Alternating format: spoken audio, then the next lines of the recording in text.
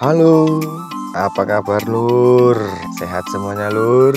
Semoga semuanya masih dalam lindungan Allah Subhanahu wa Ta'ala Lur. Kami dari channel Orang-Orang Lapangan, channel properti dan channel konstruksi.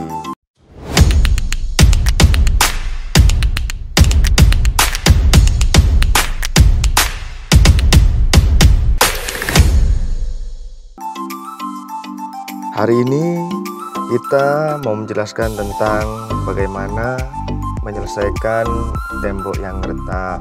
Kalian tahu Lur, atau semuanya sudah pernah merasakan di rumahnya masing-masing bahwa setiap tembok pasti ada yang retak. Betul apa tidak? Nah, jadi sekarang kita mencoba menjelaskan gimana caranya mengatasi tembok yang retak.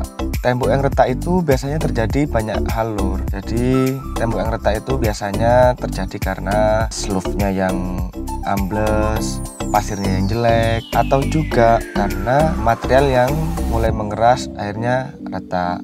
Nah, yang terakhir ini biasanya sangat mudah sih penyelesaiannya. Soalnya kan pergerakan material yang sudah mengering akhirnya meretak itu kan hal yang wajar ya. Kenapa? Ya mau gimana lagi, namanya juga semuanya sifatnya kimiawi, pakai semen, bahan-bahan yang kimiawi, akhirnya ketika mengering itu ya gerak semua kayak gitu.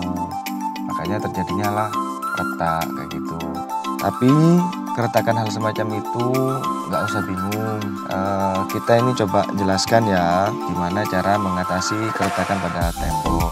Ya siapa tahu bisa dijadikan praktek teman-teman di rumah biar nggak harus manggil tukang. Kita coba lebarin dulu. Nah, lebarin tuh diorek-orek itu Lur. Jadi pakai kapi besi ataupun pakai yang lain juga nggak masalah. Yang penting itu keretakannya itu kita lebarin dulu. Kenapa kita lebarin? Kita lebarin itu karena untuk memasukkan material ataupun bahan agar menutupi keretakan itu. Jadi kan logikanya kalau misalnya retaknya itu kecil, kalau nggak kalian lebarin, itu nanti kan masuknya untuk nambalnya itu kan nggak sampai masuk alur. Terus setelah diorek-orek itu, setelah dibikin jalurnya agak lebar gitu, kalau kita sih biasanya pakai lem dulu sebelum kepada bahan pelamir. Kita pakai lem dulu biar ketika sudah kita pelamir itu nggak terjadi retak lagi gitu loh. Kalian atau sahabat-sahabat dulurku punya metode lain, monggo kayak gitu, kita bisa sharing di kolom komentar gitu ya. Setelah itu, setelah kita lem kayak gitu semuanya rata sampai semuanya keisi, terus kita tunggu agak kering sedikit gitu kan. Jangan langsung dipelamir Lur, nanti nyampur pelamirnya sama lemnya itu nanti.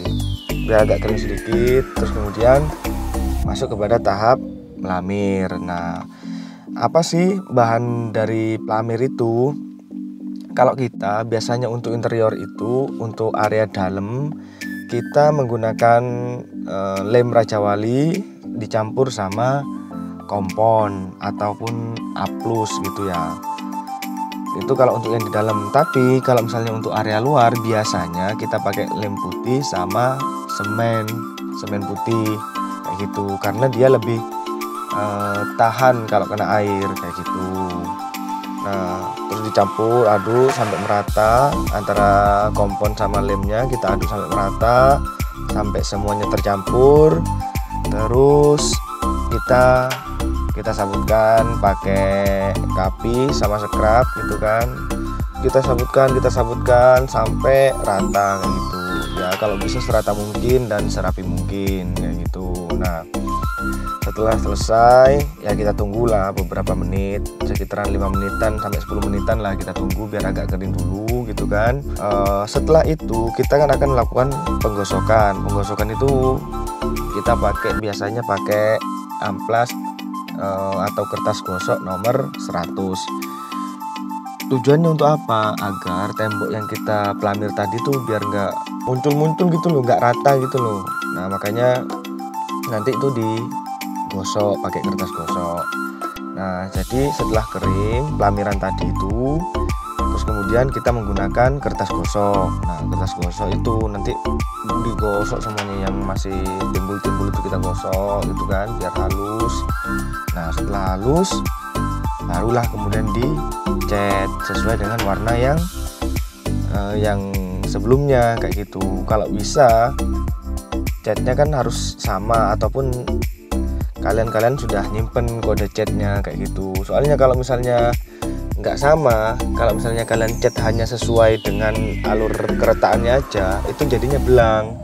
Jadi kalau misalnya mau ganti cat ataupun catnya lupa kodenya, jadi kalau bisa langsung dicat satu bidang gitu lur ya. Jadi dicat satu bidang biar merata, biar nggak belang kayak gitu ya. Jadi ya ini hasilnya dari proses tadi, seperti ini hasilnya ya lur ya.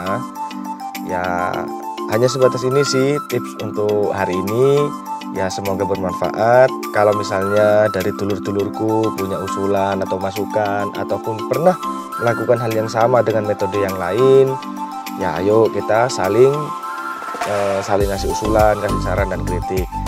Oke, terima kasih lur atas perhatiannya. Kurang lebihnya kami minta maaf. Terima kasih.